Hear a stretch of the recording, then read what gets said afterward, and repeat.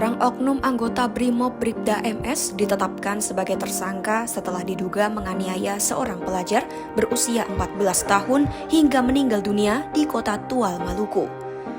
Penetapan tersangka dilakukan Polres Tual usai gelar perkara yang menemukan bukti cukup keterlibatan pelaku dalam aksi kekerasan tersebut. Peristiwa penganiayaan ini terjadi pada Kamis 19 Februari 2026 siang di depan RSUD Karel Satsui Tubun, Langgur, Maluku Tenggara. Saat itu, dua siswa laki-laki Madrasah Sanawiyah AT dan kakaknya NKT melintas menggunakan sepeda motor.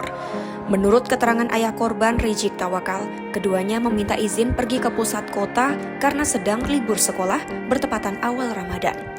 Rijik sebenarnya tidak memberi izin, tetapi keduanya tetap keluar menggunakan sepeda motor masing-masing.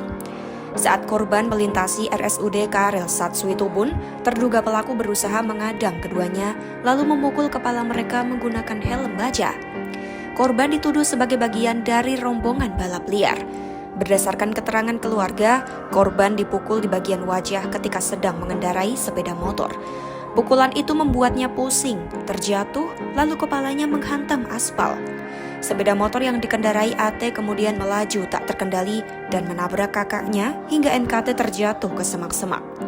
Sekitar 10 menit kemudian NKT pulang dalam kondisi terluka dan mengatakan adiknya dipukul anggota Brimob. Awalnya, sang ayah mengira hanya pemukulan ringan, lalu segera menuju lokasi yang berjarak sekitar 1 km dari rumah. Di lokasi kejadian, Rijik hanya menemukan darah berceceran di jalan dan mobil polisi. Ia kemudian mendapat kabar anaknya sudah dibawa ke rumah sakit.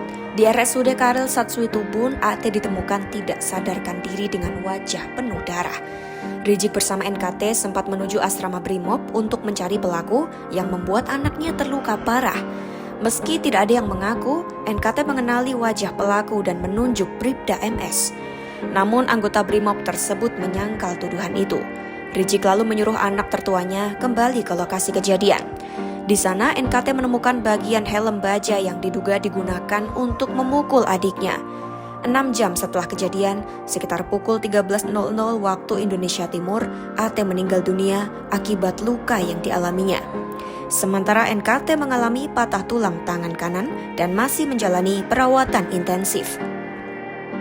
Kasus ini kini ditangani kepolisian dengan 2 jalur sekaligus, yakni proses pidana dan sidang kode etik internal terhadap anggota Brimob Batalion C pelopor tersebut.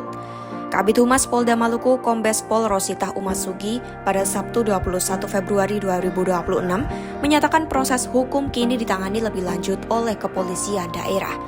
Bribda MS menjalani pemeriksaan kode etik dan profesi di Subdit Waprov Bidang Propam Polda Maluku.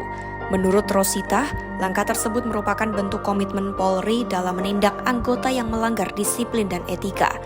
Kata dia, pemeriksaan dilakukan secara intensif dan sidang etik diupayakan segera digelar pada Senin 23 Februari 2026.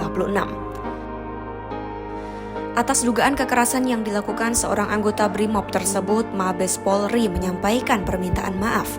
Kepala Divisi Humas Polri Irjen Pol Joni Edisor Isir pada Sabtu 21 Februari 2026 menyampaikan bela sungkawa atas wafatnya korban dan empati kepada keluarga yang ditinggalkan. Pihaknya memastikan seluruh proses akan dijalankan secara terbuka dan dapat dipertanggungjawabkan kepada publik.